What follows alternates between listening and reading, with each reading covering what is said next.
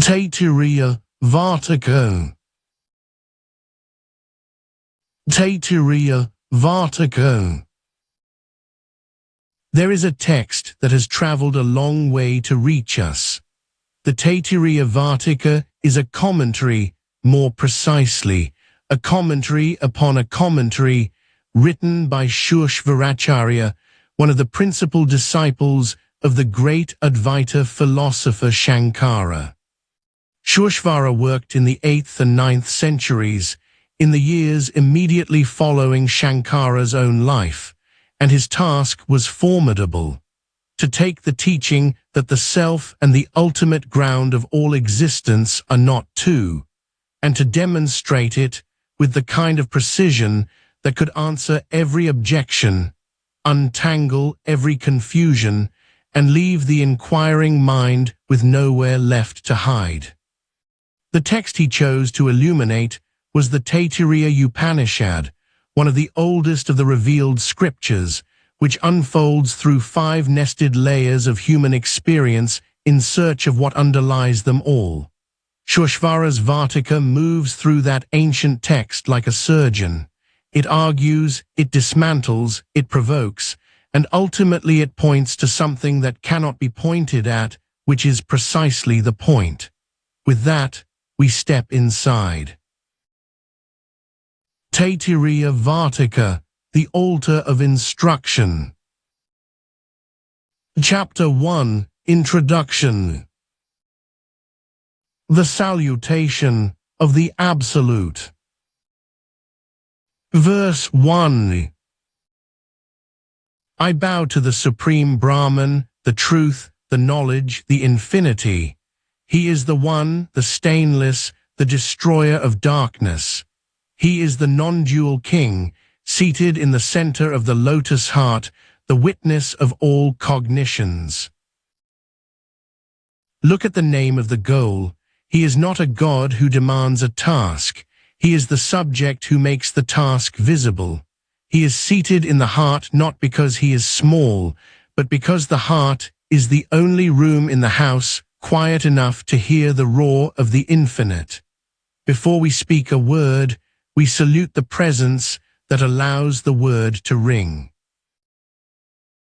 The debate on the end of sorrow. The ritualist stands at the gate and shouts, "Why do you seek knowledge? Freedom is found in the law. Perform the duties of your station. Avoid the forbidden. Exhaust your old debts and create no new ones.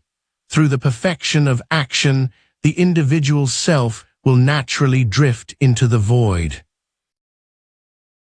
The reply is surgical. You are trying to reach the sun by walking faster on a treadmill.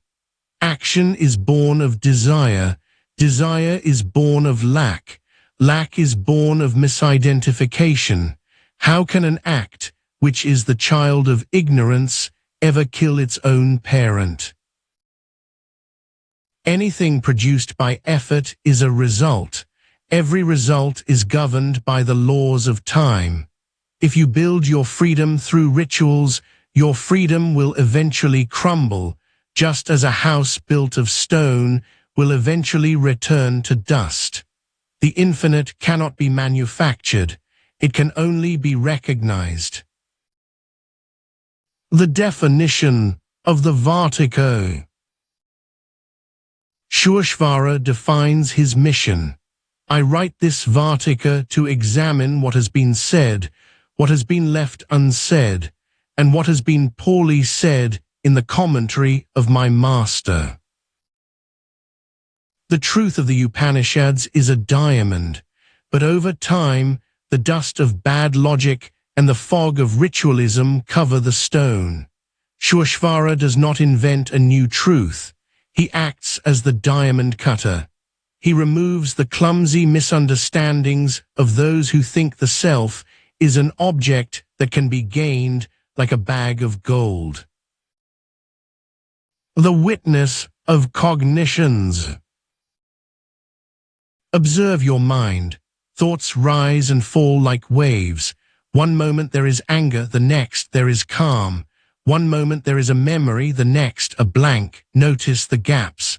Who is it that knows the anger is gone? Who is it that witnesses the silence between the waves? That knowing is not a thought. If it were a thought, it would also rise and fall. It is the foundational light that never blinks. To find Brahman, you do not need to produce a holy thought.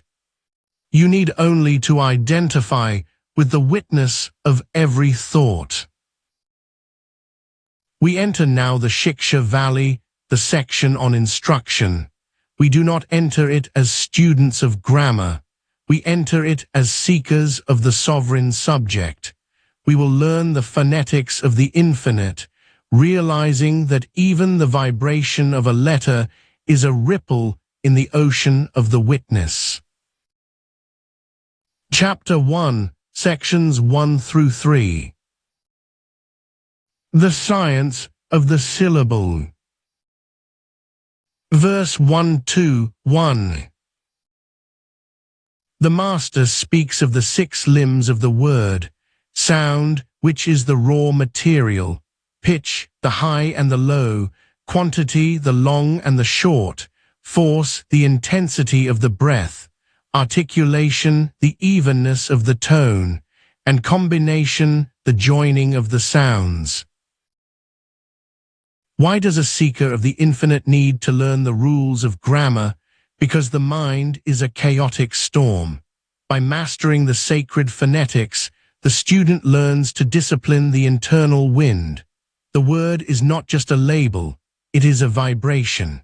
If you cannot control the small vibration of a syllable, how can you ever hope to stand still in the massive vibration of the cosmos? Instruction begins with the tongue, so it may end in the heart. The 5 Great Weavings. Section 1.3. The Master declares, "Now we shall explain the secret of the combinations." There are 5 headings: the world, the luminaries, knowledge, progeny, and the self. The student asks, why do we meditate on these external things? The mind cannot leap directly into the void. It needs a bridge of symbols. The art of the great weavings is the art of seeing the joining of the universe. We look at the prior form, the posterior form, the junction, and the connection. By meditating on how things fit together, the mind stops seeing parts and begins to see the web. Verse 131. The earth is the prior form, the heaven is the posterior form, space is the junction, the air is the connection. Look at the horizon. The fool sees the earth and the sky as 2 separate walls. The sage meditates on the air that binds them. Sovereignty is the realization that up and down are held together by a single, invisible thread. The universe is not a heap of stones. It is a tapestry where every thread depends on the one next to it. Verses 132 through 134. The Master moves closer to the bone.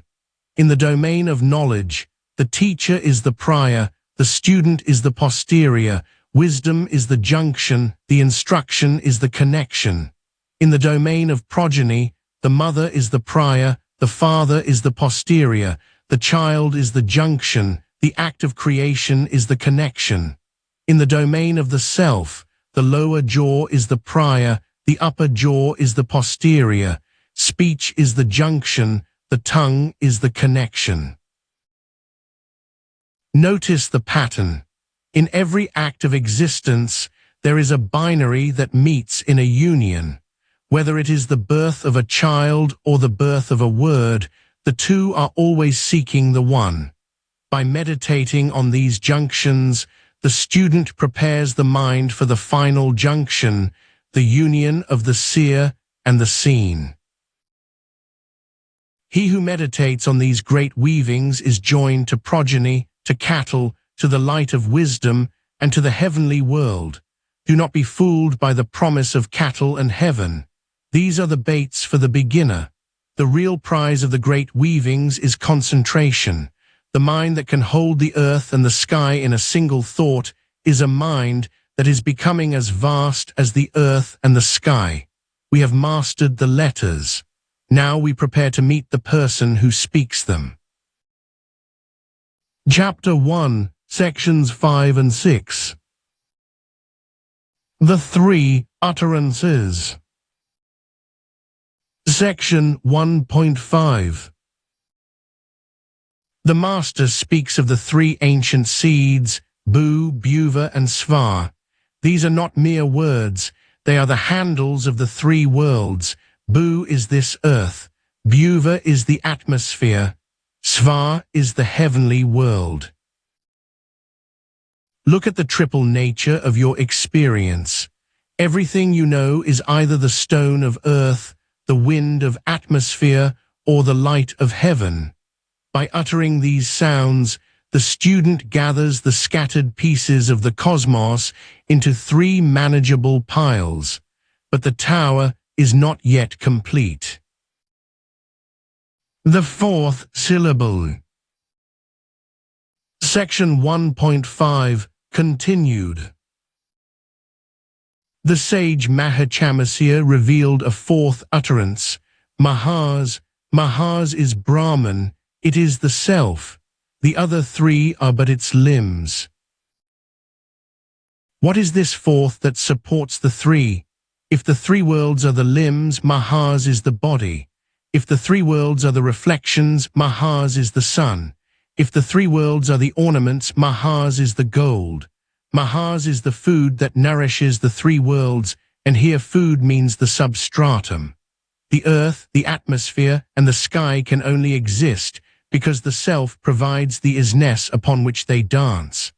To know Mahas is to know the gravity that holds the three worlds in place. The Secret Room. Section 1.6. The Master leads the student into the interior. In that space within the heart there dwells the person. He consists of mind. He is immortal. He is golden. The student asks, if Brahman is everywhere, why do you point to the heart? Is he small? The reply, the sun is everywhere, yet it is seen most clearly in a mirror. The self is everywhere, yet it is realized most easily in the quietness of the heart. The heart is the sovereign audience chamber. It is described as fine as a grain of rice, not because of its size, but because of its subtlety. You must sharpen your mind into a needle to enter the room where the king sits. The Path of the Sun. Section 1.6, continued. How does the soul exit the palace? The text describes a path that runs upward between the palate bones, passing through a channel fine as a hair parting. It pierces the crown of the skull, the path by which the realized one travels beyond. This channel is described here in the language of the Upanishad itself. It is an anatomical image pointing toward the subtlest interior passage, not the elaborated system of inner channels developed by later tantric and yoga traditions. The Taittiriya does not name this passage with any term from those later frameworks. It simply points, quietly, to an upward way. When the seeker meditates on the heart, his consciousness gathers at the root of the tongue. He follows the golden thread. He rests in the earth as fire. He rests in the atmosphere as wind. He rests in the sky as the sun. He finally rests in Mahas, the Brahman. The sovereignty of the self. He who knows this attains sovereignty. He becomes the lord of the mind. He becomes the lord of speech. He becomes the lord of the eye, the ear, and the intellect. Observe the prize of the instruction. The student did not gain a higher rank in the world. he gained control over the instruments. Usually the eye drags the man toward the color. Usually the mind drags the man toward the doubt. But the knower of the heart is the owner of the eye. He uses the world no longer uses him. He stands as the lord of the limbs, realizing that the golden person in the heart is the same sun that lights the heavens. Chapter 1, Section 11. The Final Commandment. Verse 1:11:1.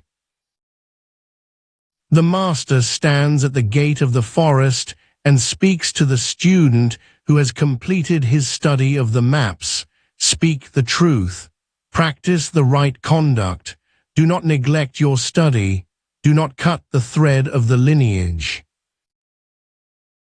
Why does the master command truth at the very end? Because truth is not just a moral rule, it is the nature of reality. A man who lies is a man who is trying to create a second reality that does not exist. He is building a wall between himself and the sun. Sovereignty is the capacity to be transparent. By speaking the truth, the student aligns his individual speech with the cosmic speech. The five great debts. Verse 1:11:2. Let your mother be a god to you. Let your father be a god to you. Let your teacher be a god to you. Let your guest be a god to you. The seeker asks, if I am Brahman, why must I bow to these people? Is this not dualism?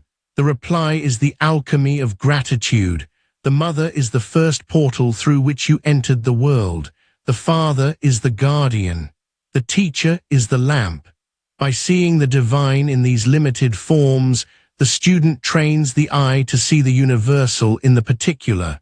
You do not bow to the flesh. You bow to Brahman manifesting as the other.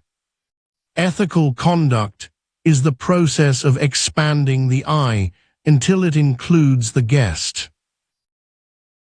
The sifting of actions. Verse 1:11:3. Whatever actions of ours were good, those you should follow and no others. Whatever conduct was right in us, that you should honor and no others. Look at the humility of the master.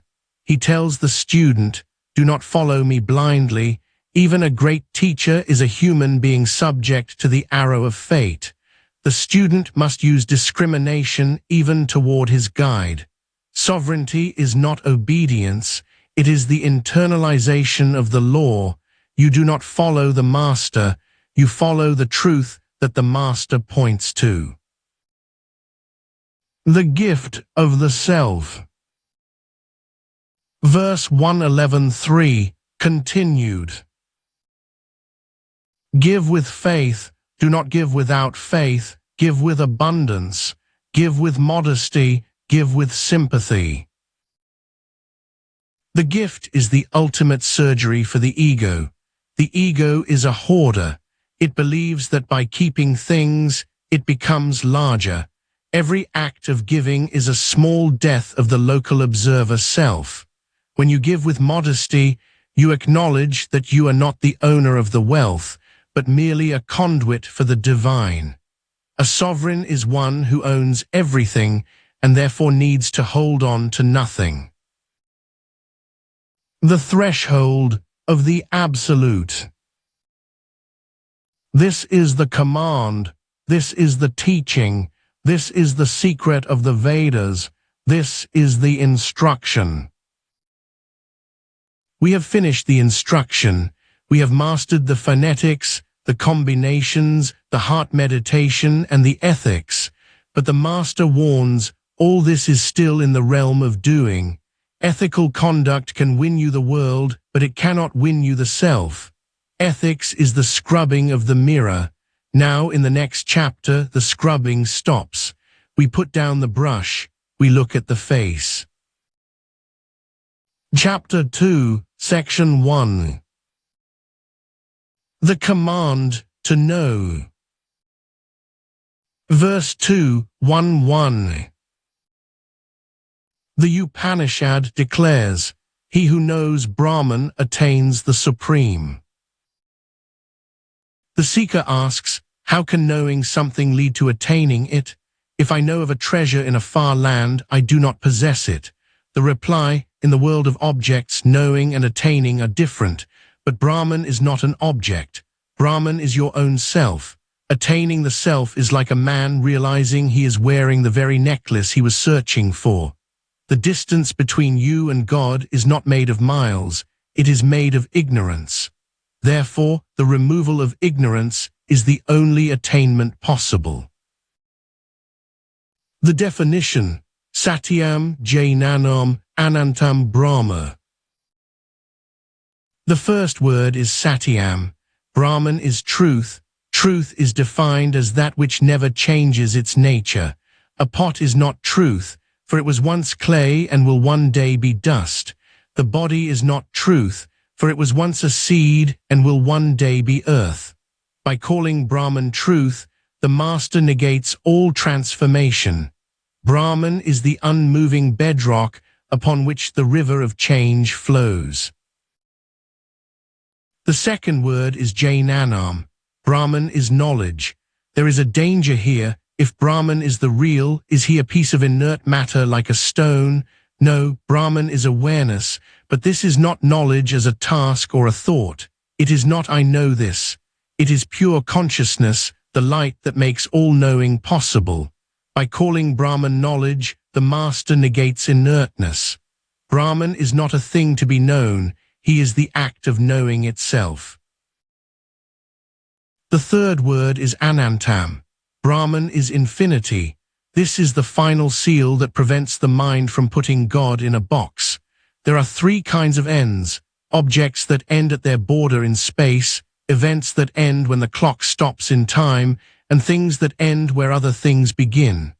Brahman is infinite because he has no borders in space, no beginning or end in time, and there is no other to limit him.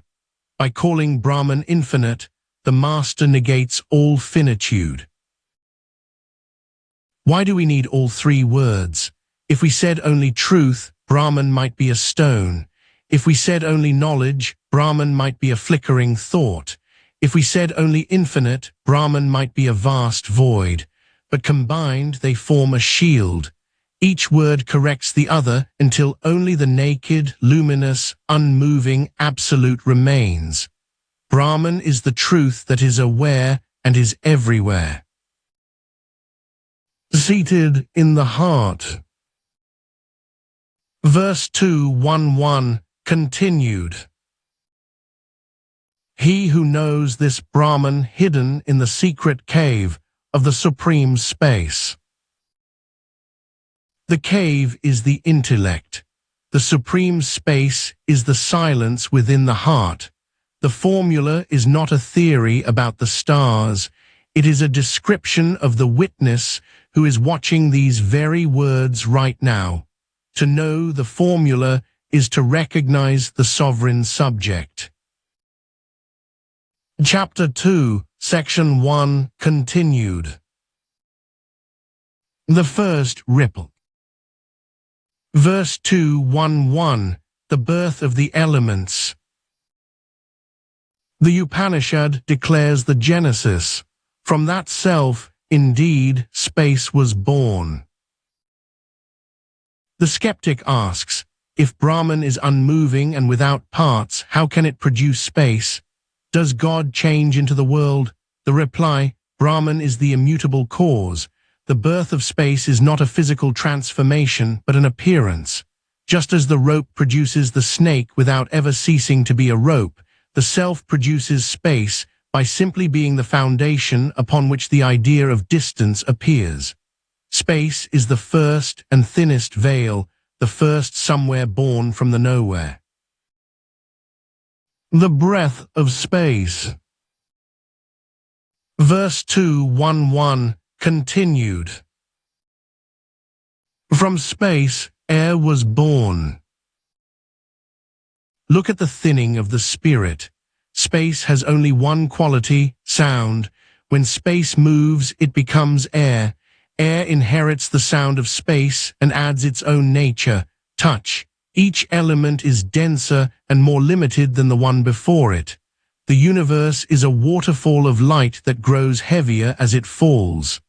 Air is the first movement, the first breath of the cosmic person. The heat and the flow. Verse 2:1:1 continued. From air fire was born, from fire water. Observe the alchemy of the elements. Fire inherits sound and touch and adds form and color. It is the first element we can see. Water inherits sound, touch and form and adds taste. It is the element of cohesion. Birth here means pervasiveness. Water is born from fire because the heat of the cosmos is what allows fluidity to exist. Without the fire of intelligence, the world would be a frozen, unmoving block. The elements are nested within each other like layers of a dream. The solid state. Verse 2:1:1 continued. From water, earth was born. Earth is the final and heaviest cloak. It inherits sound, touch, form, and taste, and adds its final seal, smell. Earth is the stone of the world. It represents the terminal point of manifestation. Consciousness has traveled from the infinite nothingness of Brahman to the hard, tangible thing-ness of the soil. The stage is now set for the entry of life. The harvest of the soul. Verse 2:1:1 conclusion.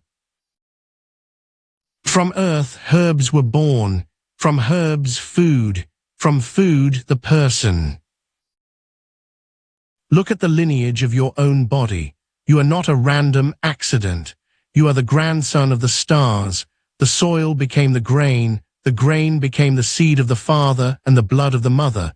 The seed and blood became this frame of meat and bone. If you trace your history back through the bread, the earth, and the space, you find that your true father is Brahman. Identification with the food body is the original amnesia. Sovereignty is the act of tracing the lineage back to the source. This, indeed, is the person consisting of the essence of food. The Upanishad identifies the body first as food to humble the ego. You think you are a hero, a king, a scholar. The master looks at you and says, "You are a heap of processed grain." This is the first step of the surgery. We must acknowledge the physical cage before we can find the bird. We have traced the descent. Now we prepare for the ascent through the 5 sheaths. Chapter 2, Sections 2 through 4. The mold and the metals. Verse 2:1. The master explains the hierarchy of the sheaths, different from this body made of the essence of food, and residing within it is the self made of breath. The former is filled by the latter. The latter is also of the form of a man. How does the internal ghost take the shape of the physical body? Consider molten metal. Just as molten copper poured into a crucible takes the exact shape of the mold, so the subtle bodies, breath, mind, intellect, take the shape of the physical human form. The ghost looks like a man only because it is currently inhabiting the jar of a man. Sovereignty is realizing that the shape is a property of the mold, while the awareness is the light that shines through it. The vital engine. Section 2.2. The Upanishad describes the sheath of breath using the anatomy of a bird. Prana, the outgoing breath, is the head. Vyana, the circulating breath, is the right wing. Apana, the downgoing breath, is the left wing. Space is the trunk. Earth is the tail, the support. Look at the engine of life. The physical body is a static pile of grain until the breath enters it. The breath is the internal wind that weaves the nerves and moves the blood. But the breath is still an object. It is seen by the mind. It has a beginning and an end. It feels like I because it is so close to the center, but it is merely the battery of the machine. The factory of doubt. Section 2.3. Different from the self made of breath and residing within it is the self made of mind. The former is filled by the latter. The anatomy of the mind bird. The Yajur Veda is the head. The Rig Veda is the right wing. The Sama Veda is the left wing. The instruction is the trunk. The Atharvans are the tail, the support. Why is the mind defined by the Vedas? Because the mind is the processor of names. The world is nothing but a collection of labels and symbols stored in memory. The mind is the shirt of doubt that we wear over the breath. It creates the I that wants and the I that fears. Sovereignty is recognizing that the Veda, the knowledge, is in the mind, but you are the witness of the mind. The logic of pervasiveness. The student asks, if each sheath is within the other, is the self small and hidden? In the spirit of this teaching, within means more pervasive and subtler. The water is within the ice because the water is the substance and the ice is the form. The gold is within the ring because the ring cannot exist without the gold. Each inner sheath is the substratum of the outer one. The mind is within the breath because it controls the breath. The breath is within the body because it animates the body. We are not looking for a tiny soul inside the chest. We are looking for the infinite foundation that holds all the layers. The threshold of the word. Section 2.4. That from which words turn back, together with the mind, not reaching it, he who knows that bliss of Brahman fears nothing. The surgery has reached a critical point. We have stripped away the food body, the breath body, and the mind body. Now even language and thought are failing. We use the mind to find the place where the mind cannot go. Like a hunter following a scent, we follow the layers until the scent disappears into the lion itself. Chapter 2, Section 5. The architect of the Didu. Verse 2:5:1. The master points to the next interior layer, different from the self made of mind, and residing within it is the self made of intellect. The former is filled by the latter.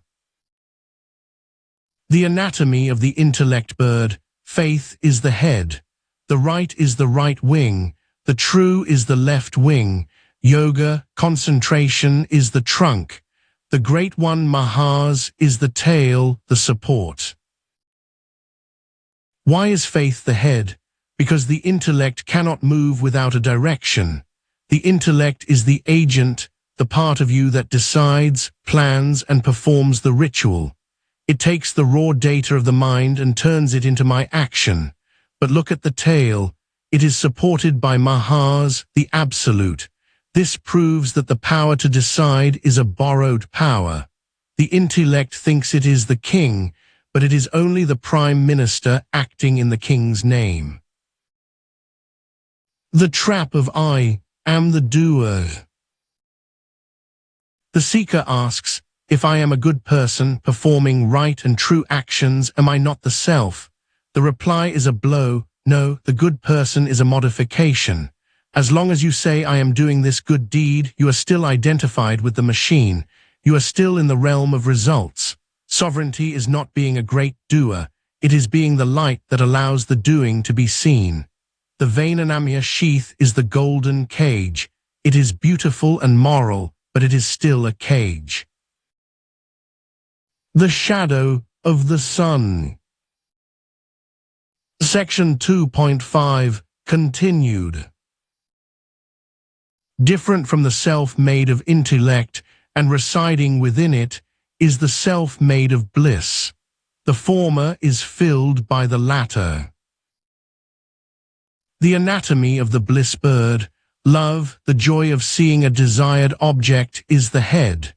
Joy, the joy of possessing it, is the right wing. Great joy, the joy of experiencing it, is the left wing. Bliss is the trunk.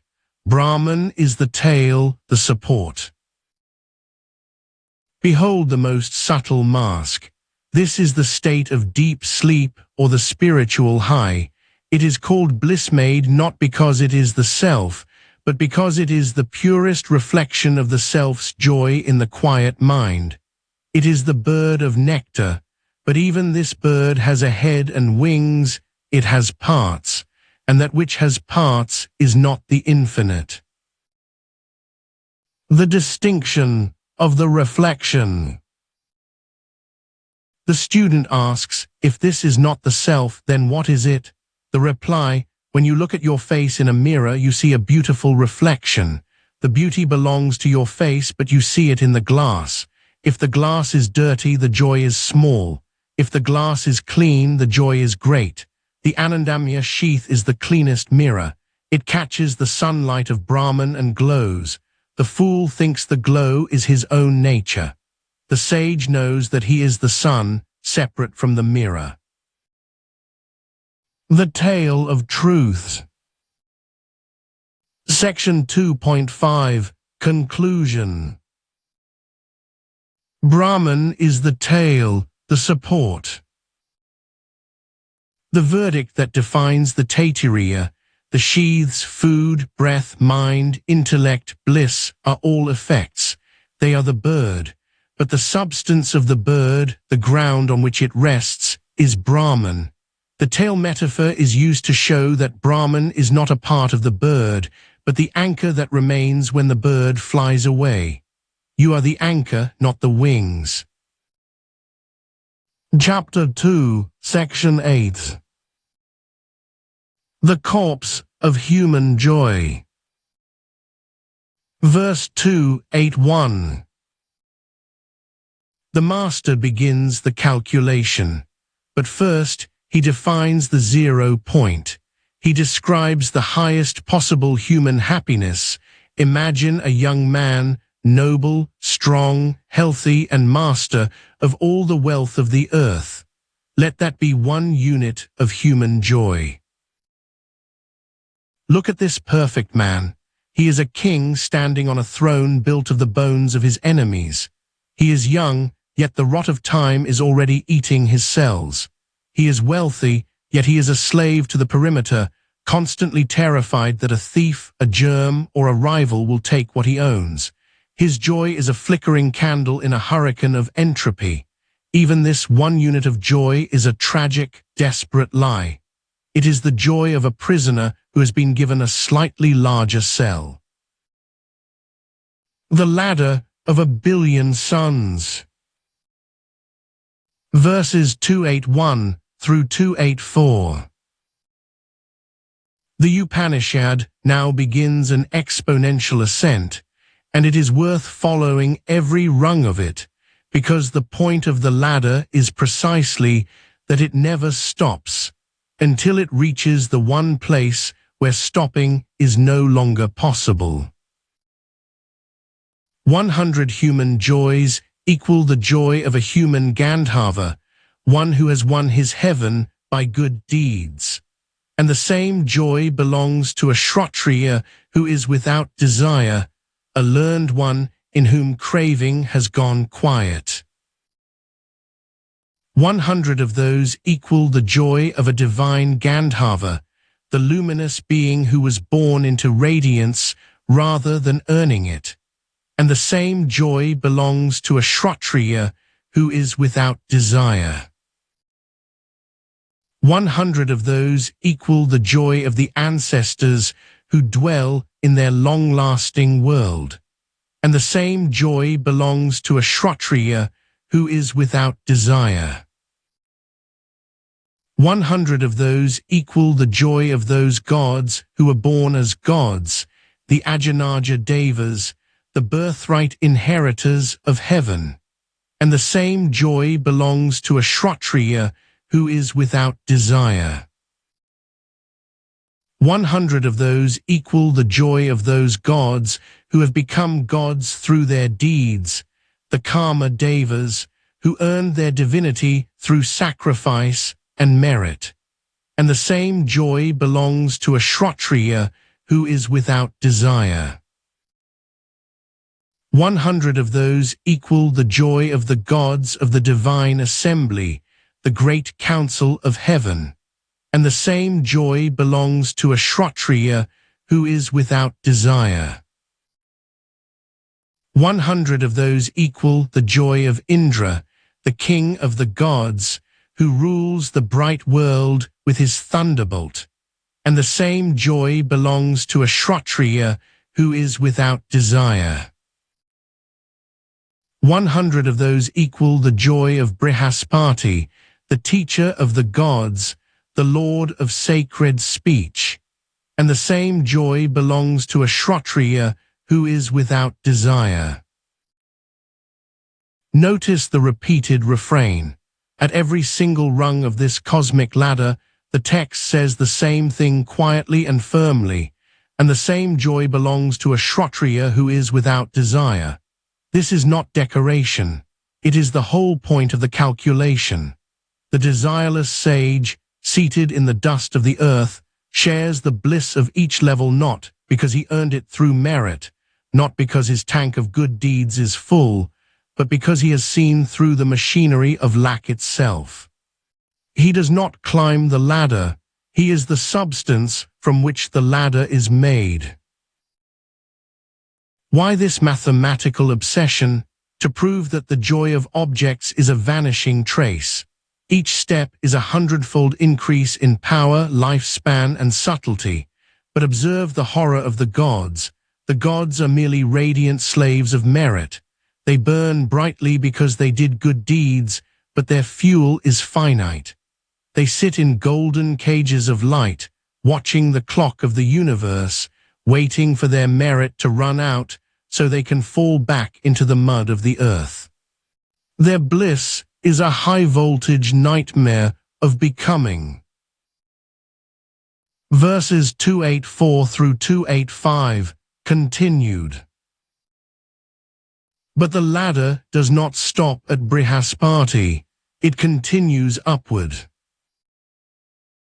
100 times the joy of Brihaspati is the joy of Prajapati, the lord of creatures, the progenitor, the great shaper of forms who stands at the edge of creation.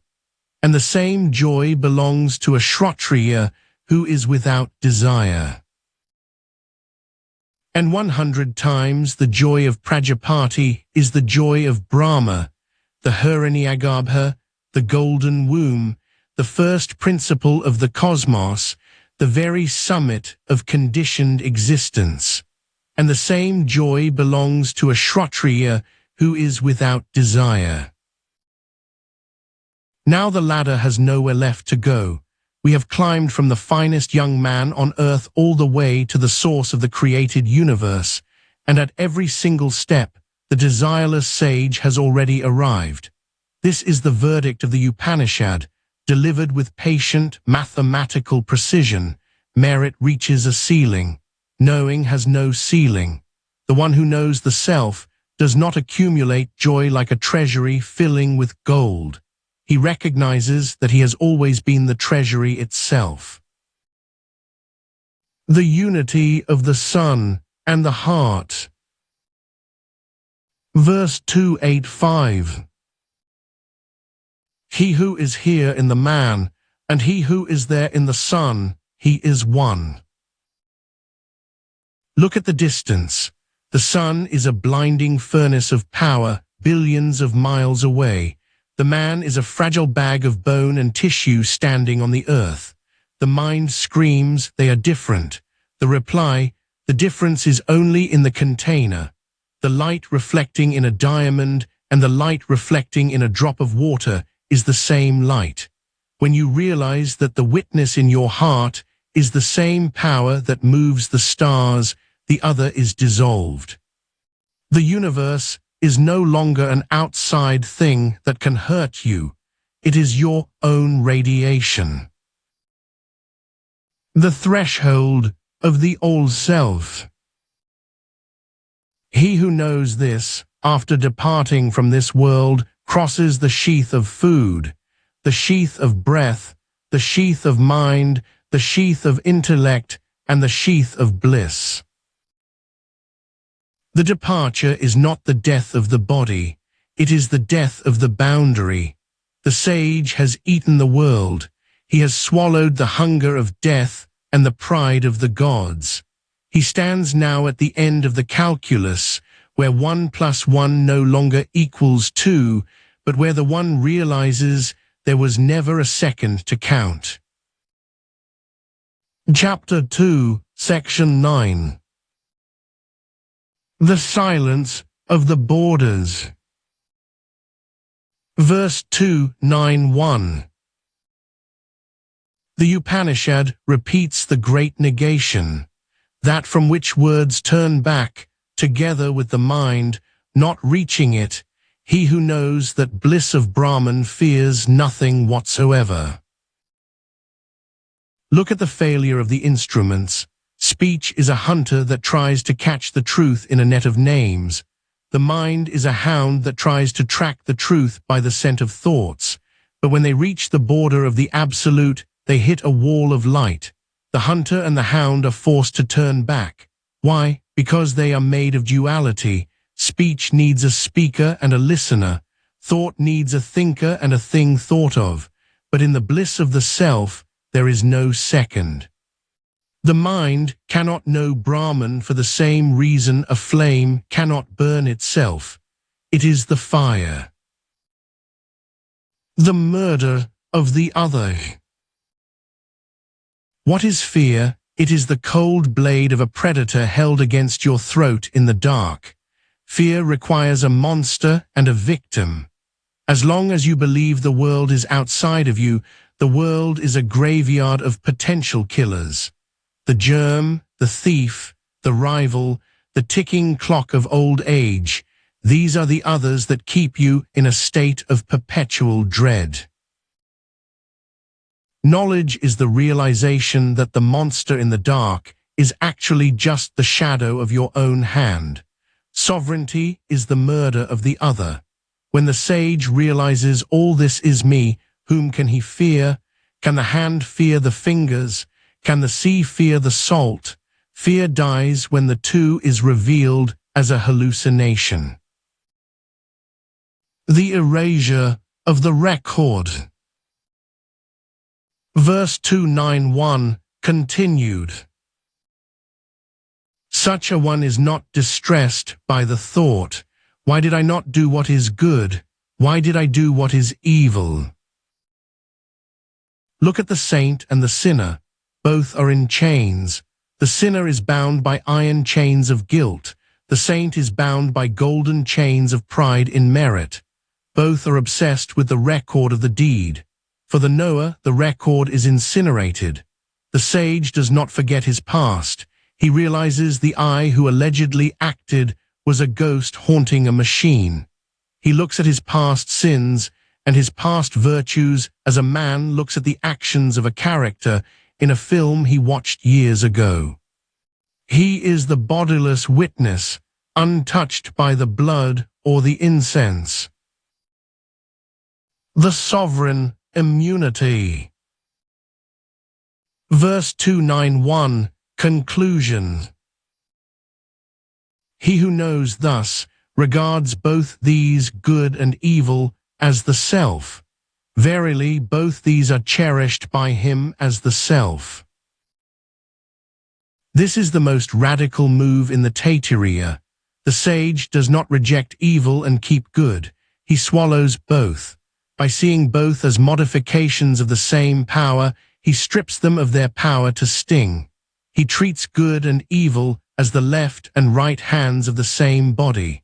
Sovereignty is the state where you are no longer a subject of morality, but the source of reality.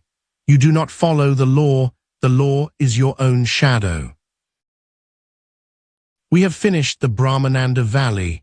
We have stripped the meat, the wind, the doubt, the mask, and the reflection. We have found the tale of Brahman and realized it is the only ground. The tournament of the sheaths is over, but there is one more peak. A student named Brihg now approaches his father, Varuna, demanding to know the truth for himself. We move from the theory of the formula to the practice of the hunger. Chapter 3, Sections 1 through 6. The hunger for the source. Section 3.1. Brihg, the son of Varuna, approached his father and said, "Reverend sir, teach me Brahman." Observe the nature of the request. Brihg does not ask for a definition of the stars or the law. He asks for the foundational isness. Varuna does not hand him a finished idol. Instead, he points to the gateways: food, breath, sight, hearing, mind, and speech, and the formula of the search, that from which all these beings are born, that by which being born they live, that into which they enter and merge, seek to know that is Brahman. The heat of inquiry. Section 3.1, continued. Varuna then speaks the charge that will echo through every subsequent section. No Brahman through tapas. Tapas is Brahman. Brihg performed tapas. What is tapas? It is not standing on one leg or sitting in the cold. Tapas is the heat of concentration, the surgical focus of the mind that refuses to be distracted by the many until it finds the one. The mind is a cold stone. Inquiry is the friction that brings out the fire. Brihg turned his gaze inward, using the father's formula as his compass. The first horizon, Mate. Section 3.2. After his inquiry, Brihg thought, food is Brahman. For from food all beings are born, by food they live, and into food they return at deaths. He went back to his father. "Reverend sir, teach me Brahman further." Varuna replied, "No Brahman through tapas. Tapas is Brahman." But the heat of his mind grew more intense. He looked at the bread and the meat and saw the grave within the grain. If Brahman is the cause, it must be subtler than the effect. Food is heavy, it is an object, it is seen. Brihg could not rest here. He turned his gaze deeper. The second horizon, life. Section 3.3. Brihg performed tapas again. He looked deeper and thought, life breath is Brahman, for when the breath leaves, the food body is a stone. Breath is the energy that weaves the world. He went back to his father. "Reverend sir, teach me Brahman further." Varuna replied, "No Brahman through tapas. Tapas is Brahman." But he realized that the breath is blind. It moves in the sleeper, yet the sleeper knows nothing. The breath has a beginning and an end. It is a biological wind. It is a machine of air, and the machine cannot be the master. He pushed past the wind. The third horizon, mind. Section 3.4. Briggs performed tapas again. He thought, mind is Brahman, for the world is only a ripple in the mind. Desire creates the path, memory builds the house. He went back to his father. Reverend sir, teach me Brahman further. Varuna replied, no Brahman through tapas. Tapas is Brahman. But he saw the flicker of the mind. The mind is a room full of ghosts, doubts, fears, and changing colors. The mind is often confused, and it vanishes in deep sleep. How can the confused ripple be the immutable sea? He pushed past the noise. The fourth horizon, intellect. Section 3.5. Briggs performed tapas again. He thought, intelligence is Brahman. This is the doer. This is the part that decides and judges. He went back to his father. Reverend sir, teach me Brahman further. Varuna replied, no Brahman through tapas. Tapas is Brahman. But even the doer is a mask.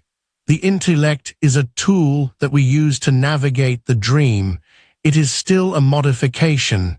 It is a light reflected in a mirror. Briggs sought the sun that was causing the reflection. The arrival, bliss. Section 3.6.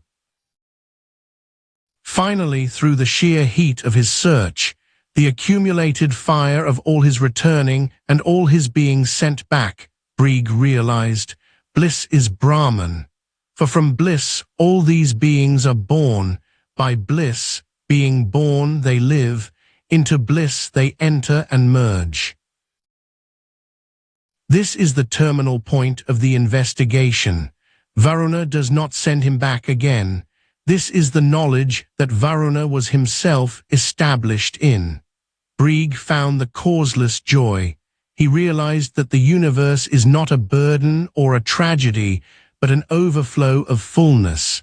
He reached the place where the searcher and the sought are the same light. Notice the shape of the journey. It is not a lecture. Varuna does not sit Briggs down and explain all 5 answers at once. He gives the compass, tapas, and sends his son into the heat again and again. Each answer feels final until it is not. Each horizon seems like the shore until the next sea appears beyond it. This is the Briggs Valley's great teaching about the nature of inquiry itself. You cannot be told the truth from the outside. You must be burned into it from within. And the father's repeated reply, no Brahman through tapas. Tapas is Brahman, is not impatience. It is the most generous thing a teacher can say. It means, the instrument of your search is itself a revelation of what you are searching for. Chapter 3, Sections 7 through 10. The sanctity of the machine. Sections 3.7 through 3.9. The master delivers the vows of the vessel. Do not speak ill of food, that is the vow. Do not reject food, that is the vow. Make food plentiful, that is the vow. The student asks, why this sudden obsession with food after reaching the heights of bliss? Food is the gross Brahman. By respecting the body and its fuel, the sage honors the foundation upon which the spirit dances.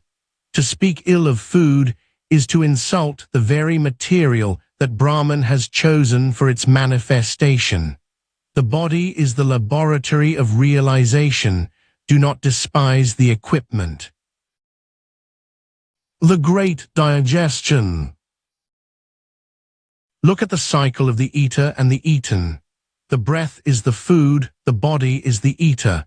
The fire is the eater, the water is the food, the earth is the food, the space is the eater. Everything in the universe is currently being digested by something else. The stars are eating the hydrogen, the soil is eating the dead leaves, the mind is eating the sensory data. Sovereignty is recognizing that you are the entire process. You are not a person eating a meal. You are Brahman eating Brahman within the field of Brahmans. The Code of the All Self. Section 3.1. The Master maps the presence in the human faculties. Meditate on Brahman as speech in the mouth, as acquisition and preservation in the breath, as action in the hands, as movement in the feet, as release in the bowels. This is the consecration of the ordinary. The sage does not need a temple. When he walks, he sees the legs of the Absolute. When he works, he sees the hands of the Infinite. Every biological function is revealed as a ritual movement of the One. The climax, the ecstatic roar. Section 3.1. Continued. The Upanishad records a declaration of rare, luminous intensity. Havu, havu, havu, O wonder, O wonder, O wonder, I am the food, I am the food, I am the food, I am the eater of food, I am the eater of food, I am the eater of food, I am the weaver of the verse, I am the weaver, I am the weaver. These words appear in the text itself. They belong to the text as a declaration addressed to the Son, spoken in the ecstasy of recognition. The one who speaks them proclaims himself the firstborn of the truth, older than the gods, the navel of the immortal world. Sureshvara's commentary regards this passage as one of the great Mahavakyas of the Brig Valley, a statement in which the grammatical form I am cuts through the apparent division between eater and eaten, between the one who knows and the one who is known. But it is worth pausing to distinguish the text from the commentary. The verse stands as the text gives it, and the interpretation that the speaker here is a sage who has definitively crossed the 5 sheaths and attained liberation is Sureshvara's reading, not an assertion the verse makes about itself. In the spirit of this whole commentary, the difference matters. The Vartika earns its conclusions through argument, not by reading conclusions back into the base. I am the food, and I am the one who eats. I am the thread from which the verses are woven. The sun is the navel of the world. I am the navel of the world. This is the golden sun, the firstborn of the truth, the center of the wheel of immortality. The completion of the altar. The Taittiriya has taken us from the phonetics of the word to the silence of the self. It has shown that Brahman is the subject, never the object. That ignorance is a linguistic error, not a physical fact. That joy is our substance, not our reward. He who knows this, after departing from this world and attaining the self made of bliss, wanders through the worlds, eating what he likes and assuming what forms he likes, one with the all. Here ends the Taittiriya Vartika of Sureshvaracharya.